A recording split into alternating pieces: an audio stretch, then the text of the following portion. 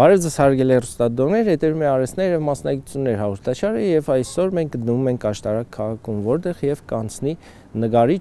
Մելտոնյանի ցուցահանդեսը։ Գնանք եւ ներկա գտնվենք ցուցահանդեսի բացման արարողությանը։ Արվեստը իրականությունն արտացոլում է գեղագիտորեն գեղարվեստական կերպարների միջոցով։ Իրականության գեղագիտական ճանաչումը, մարդու գեղարվեստական ստեղծագործությունը իրացվում է արվեստի տարբեր տեսակների միջոցով։ Գեղագիտական երևույթները ընկալվում են տեսողությամբ, լսողությամբ, ինչպես նաև սինթեզված, միաժամանակ եւ լսողությամբ եւ տեսողությամբ։ Արվեստը ծագել է դեռևս քարի դարում։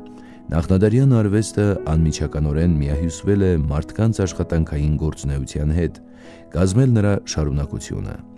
Այն եղել է նաև սինկրետիկ, չմասնատված, միահյուսված ձևով միաժամանակ ընդգրկել արվեստի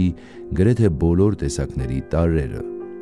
Հետագայում պատմական առաջադիմության և մշակույթի զարգացման հետ միասին արվեստի և արտադրության կապը դառնում է միջնորդավորված։ Առաջանում են արվեստի տարբեր տեսակներ։ Ընդհանրապես նպատակներից, եթե խոսենք, կարելի է շատ թվարկել, որտեվ կյանքը ինքնին բազմաբովանդակ է։ Պարզապես իմ սերն է սա, իմ տարիների աշխատանքն է և հատկացրել եմ ամեն տարուց մի 3 գործ, հավաքել եմ և այսօր կազմակերպել եմ այս ցուցահանդեսը, հանձնելով իմ հանդիսատեսի, իմ հայրենակիցների, չասեմ դատին, թող նայեն մարդիկ, ինչ որ ես եմ զգացել, կուզեի, որ մարդիկ էլ այդ զգան, որտեղ մենք հրաշալի հայրենիք ունենք, բոլոր առումներով։ Մեր հայրենի բնությունից վերցված գործեր են և ոչ միայն կան երևակայական աշխատանքներ։ Գևորգի արվեստը շատ խորն է, Գևորգի նկարչությունը շատ ազնիվ է, այսինքն իր արվեստը մեկնաբանելը, ես չէ որ պետք է մեկնաբանեմ, արվեստաբանները ավելի խորը բառեր կարող են ասել, բայց իր նկարներին նայելուց չես կարող պարզապես նայել և անցնել։ Դու կկանգնես, կմտորես, կնայես, կհիշես, կլցվես էներգիայով և կշարունակես քո օրը։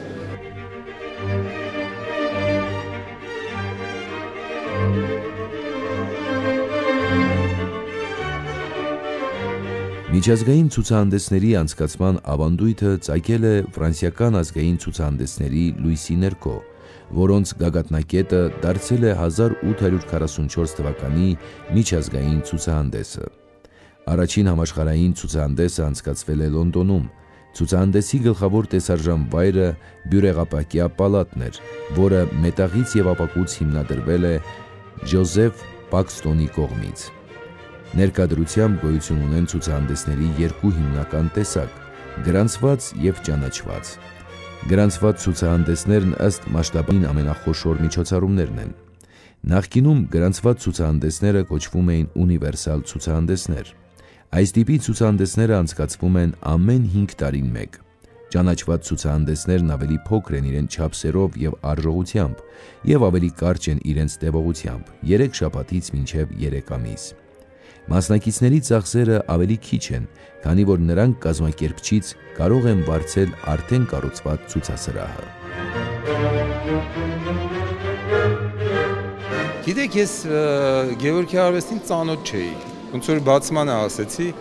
ավելի շատ ցուցանցերից և մի անգամ եկել էր իմ հետ ծանոթանալու, այդ օրվանից ճանաչել եմ իրեն և ավելի շատ տեսնում էի, որ ծաղրանկարներ է անում, իմիջիայլոց շատ հաջող և չգիտեմ ինչի չի ցուցադրել, լավ չի արել, որովհետև շատ հաջողված ծաղրանկարներ ունի, իսկապես։ Իսկ իմ համար շատ կարևոր է, որ նկարիչը գծանկարին տիրապետում է։ Աշտարակցի է և երևում է իր նկարներից, բնությունը, աշտարակի եկեղեցիները, կարմրավորը, տարբեր վիճակների մեջ, ձմեռ, ամառ, աշուն, ուրախ եմ, որ Աշտարակում Գևորգ Մելտոնյանի պես նկարիչ կա և կարծում եմ, որ Աշտարակը արժանի է իսկապես, որ արվեստագետներ ունենա, որ մշակութային միջոցառումներ շատ լինեն։ Եվ ահավասիկ դրանցից մեկը այսօր այս ցուցահանդեսն է, որի բացմանը մենք սիրով ներկա եղանք։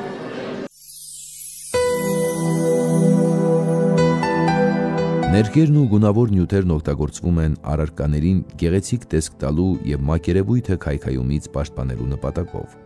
Ներկերը բաղկացած են թաղանթ առաջացնող սոսնձող նյութերից և մանրացված օրգանական կամ անօրգանական սիիկ վենաներից։ Ներկերի աշխարհը բազմազան է և շատ հետաքրքիր։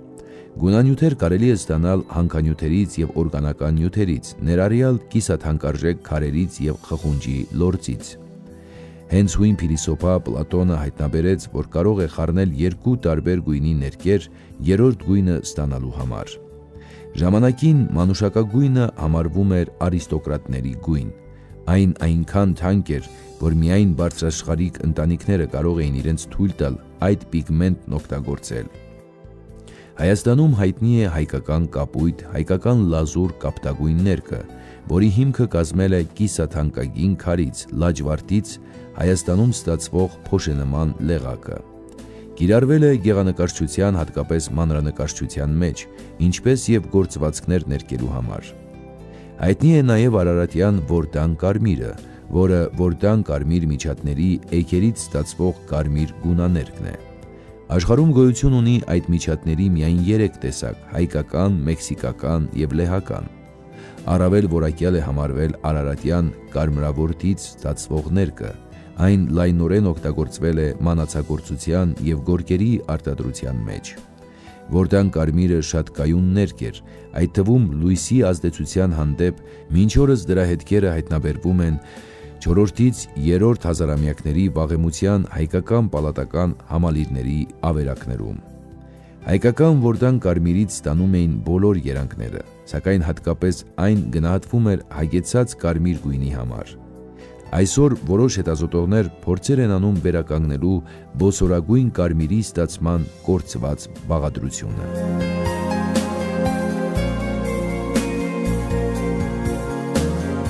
Ուրեմն ես Գևորգին հետ հանդիպել եմ 2016 թվականին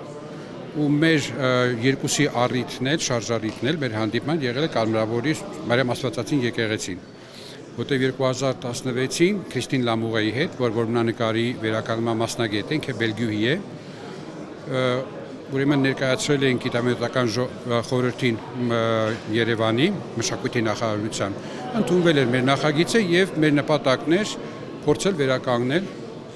առաջին հերթին բացակայել եւ վերականգնել ուրեմն Կարմրավորի ներսում պահպանված որմնանկարները։ Ուրեմն այդ ժամանակ մենք ներսում էինք աշխատում էլի պատմական նկարների եւ որմնանկարների վրա, Գևորգն էր անընդհատ հիշում եմ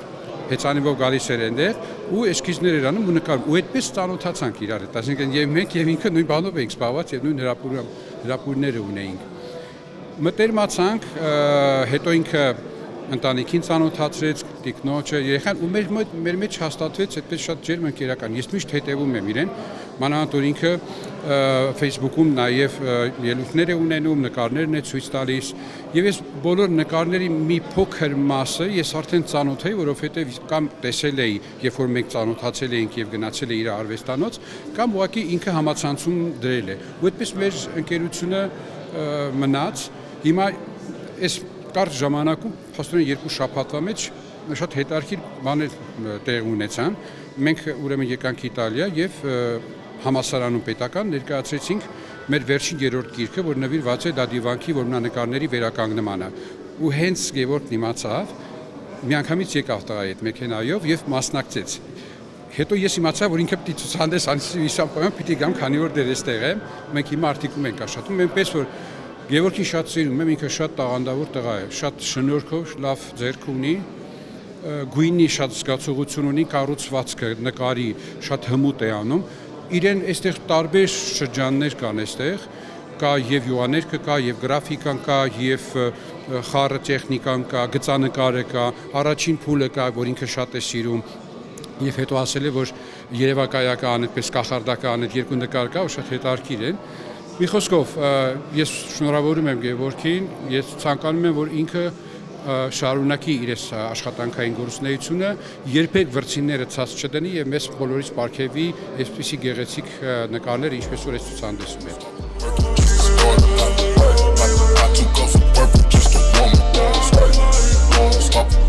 Գեղանկարչություն տերմինը հայերենում ունի իր հոմանիշը՝ գունանկար, գունանկարչություն, գունագրություն, կենդանագիր, կենդանագրություն, երբնագիր։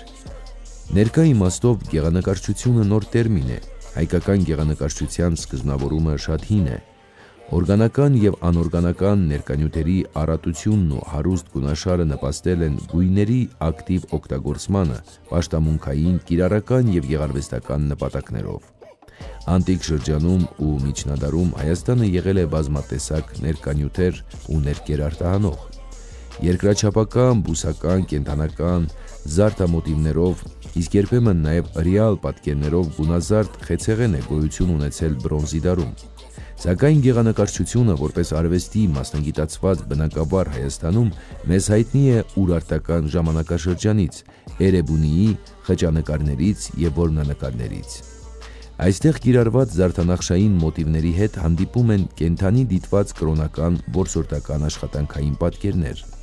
Գեղանկարչության պահպանված լավագույն օրինակ է Գառնիի բաղնիքի խճանկար հատակը, 3-րդ դար,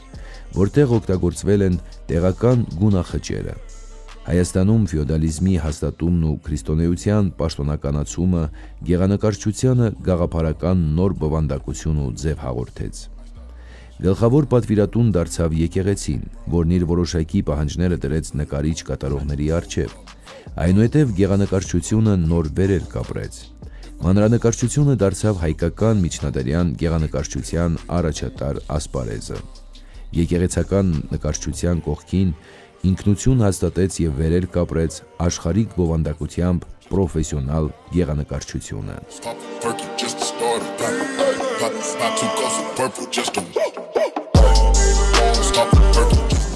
Փոքրուց գիտեմ,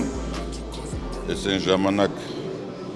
մարզային առողջապահության վարչության պետն էի, արդեն խոսում էր Գևորգի մասին որպես շնորհաշատ երեխայի ու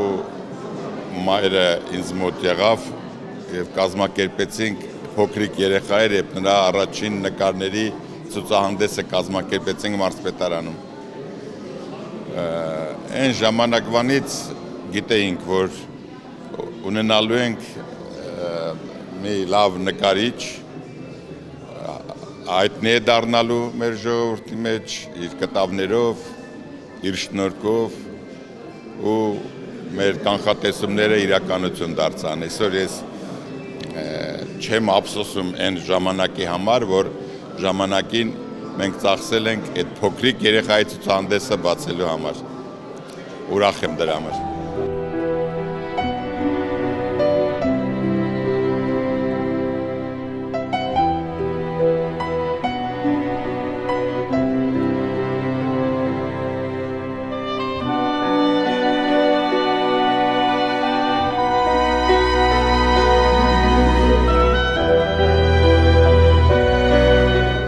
Գևորգի մասին կարելի է ահագին բան ասել։ Նախ որոնողը, պրպտողը, ձգտողը, ուզում է, որ միշտ նոր խոսք ասի։ Ու դրա համար իր մոտ սկսվեց տարբեր մեկ երկումներ, մեկ ուրիշ միջոցներ ձևակերպում, որ ինքը իրեն գտնի։ Ու վերջապես ինքը հանգեց սրան։ Նկարչությունը գտավ, որ իր մոտ վերջնական է ու այդ ուղղությամբ բավականին զարգացավ։ Ես շնորհավորում եմ իրեն, ցանկանում եմ ավելի, քան այստեղ կա, ավելին եմ ցանկանում, որովհետև ինքը կարող է։ Եթե կարող է, պետք է անի։ Անում եմ իրան աշխատել, աշխատել, աշխատել։ Շնորհավորում եմ։